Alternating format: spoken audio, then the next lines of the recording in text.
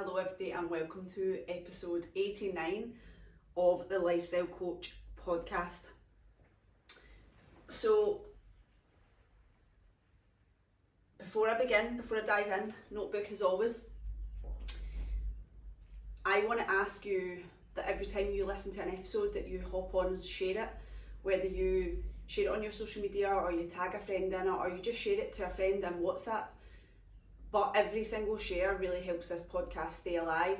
I know that there's a lot of you listening to it who don't do that, but please remember that this is free and I really need to get it out there more in order to continue doing these, alright? And obviously bringing you the content that I do and bringing you the help that we do and the education and everything that we give. We need this to be out there more so that we can continue doing it. If you're already doing that, thank you so much. I totally appreciate you. I appreciate all the shares, all the comments, all the likes and all the love that comes on these as well. So, coming to you live from Lanzarote tonight, not live because I'm not posting this live, I am recording a video, but you know what I mean. I want to speak to all you ladies out there about breast pain and caffeine. And just primarily breast pain itself. So, at some point last year, I'm not quite sure when it started, I basically started having pain all around the right side of my breast and then under in my armpit. I think I noticed it and I probably put it into the back of my mind like we do with everything. And I think for me part of that was that I had a really shitty 3 years. And if you know me, you know everything that already happened. If you don't, you can probably find out by scrolling back some episodes because I do tend to talk about things after I've had time to digest them, like now. But yeah, so that started at some point last year, and then round about kind of like December, it became really excruciating, and I could feel a lump.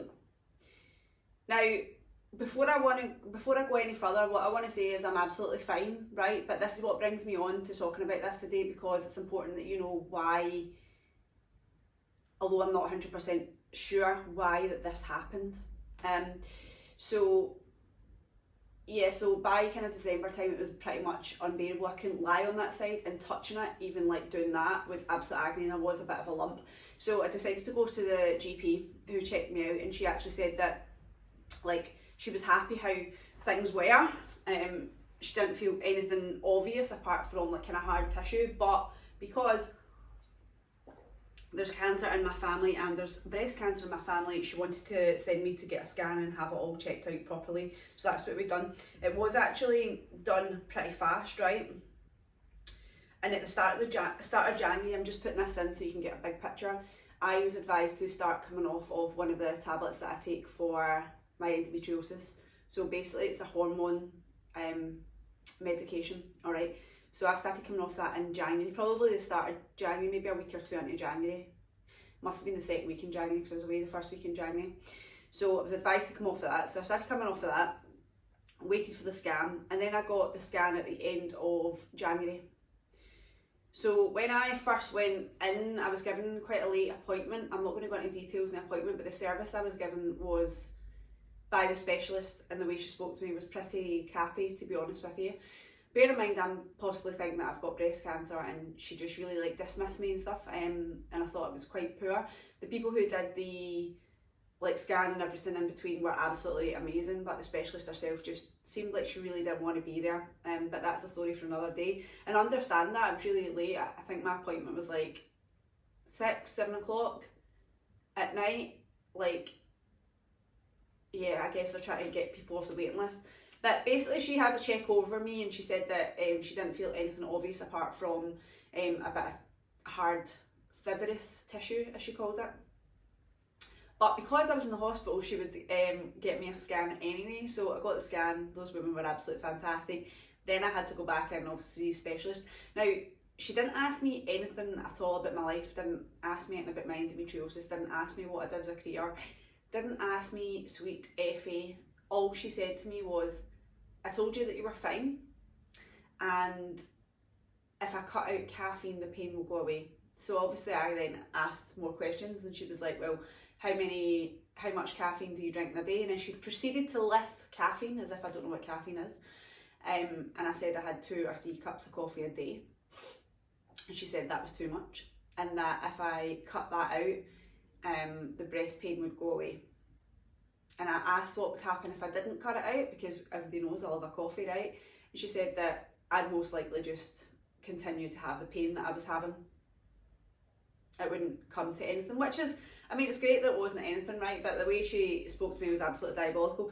Anyway, fast forward for the end of January to now, we're almost at the end of April. I have done heaps of my own research. I've spoke to a few different people, and breast pain and caffeine is actually a thing. Although there's not a lot of science on it, it is actually a thing. It can happen. So basically, caffeine can cause pain within the breast tissue. It can't cause the breast tissue. I just want to make sure that I get that right and I don't say anything wrong in this, because it's really important that you know that these things can happen. So basically that specialist told me just to obviously cut out caffeine completely, but I decided that I was actually going to reduce the caffeine slightly. 2 or 3 cups of coffee isn't a lot a day, but I was aware that, and it's funny because leading up to this appointment I thought about reducing my caffeine, not due to this, but I thought, right, I have 2 or 3 cups of coffee a day, most of the time 2, sometimes 3, but sometimes I'm having like a can of juice or an energy drink for my pre-workout. So actually, if you take all of that into factor, plus like things like chocolate, if I'm eating chocolate, if you're eating any food with any sort of additives in it, it could be, there could be more caffeine in there.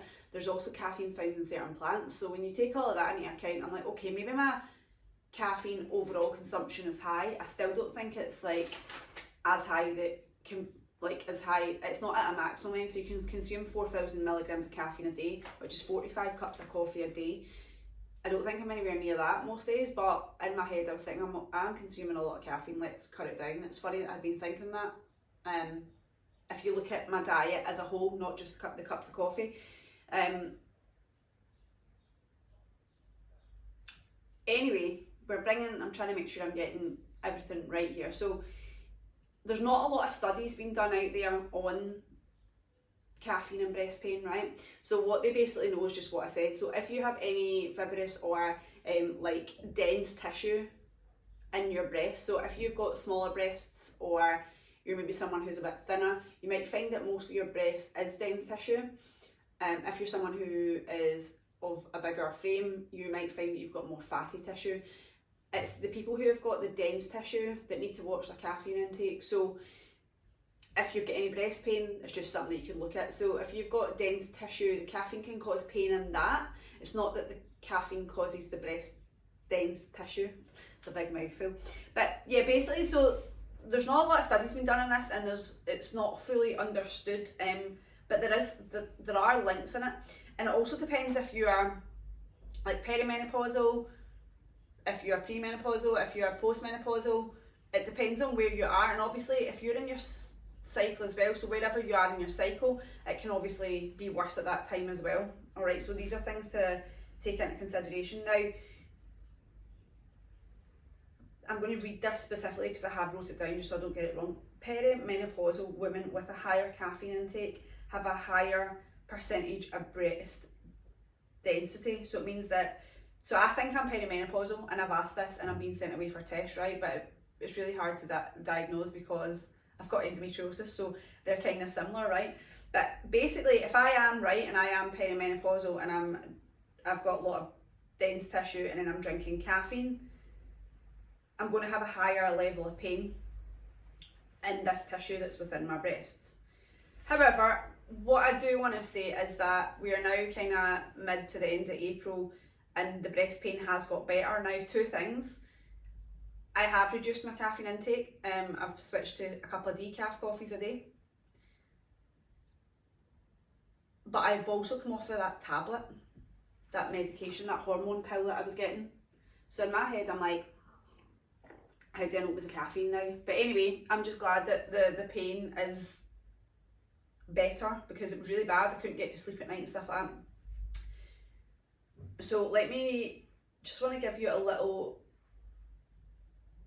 figure to leave away with, right? So I spoke about it before. So healthy adults can consume 400 milligrams of coffee a day, so that's 4 to 5 cups of coffee a day. But if you take into consideration that caffeine is found in sweets, cakes, medications, paracetamol, anything, it's found in obviously energy drinks, fizzy juice, it's found in chocolate.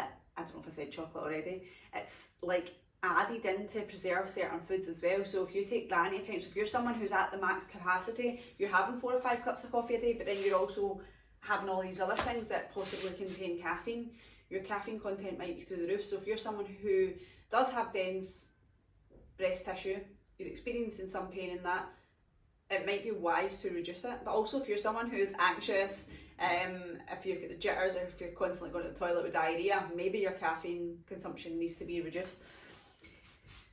Caffeine basically can affect your hormone levels, right? So this is why it's like a big thing for women. So particularly your estrogen and your progesterone is what it affects, which also influence breast tissue.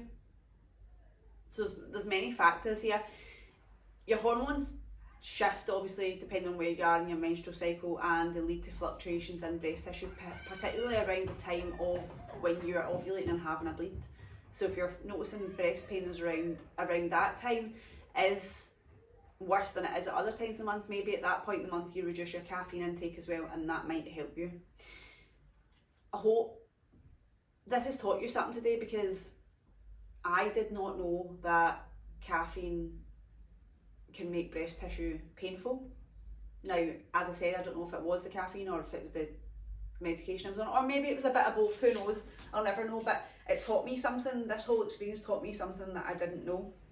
And I think it's important to put it out there, because I do have a female-based audience, and I would love to hear from you. See if you knew this was a thing, let me know, reach out, talk to me, because most women I've spoke to since it happened did not have a clue, the same as myself. And I'm just going to leave you with a final message, and it's just to check your breasts often. Do it in a shower, do it with like a flat palm of your hand, so you can literally just go around and you can make sure that you feel anything. And if you, like me, do find any pain and you're unsure about what it is, please go and get it checked out. If you've got any lumps, please go and get them checked out. If you want someone to go with you and you don't want to ask anyone that you know or it's too close to you, please reach out. I'm happy to go with you if that's feasible for me from my end. And just once again, guys, thank you for tuning in, thank you for sharing, and if you're not sharing, please, please, please share. I need you to do that to help out the podcast show, basically. Thank you so much. Speak to you soon.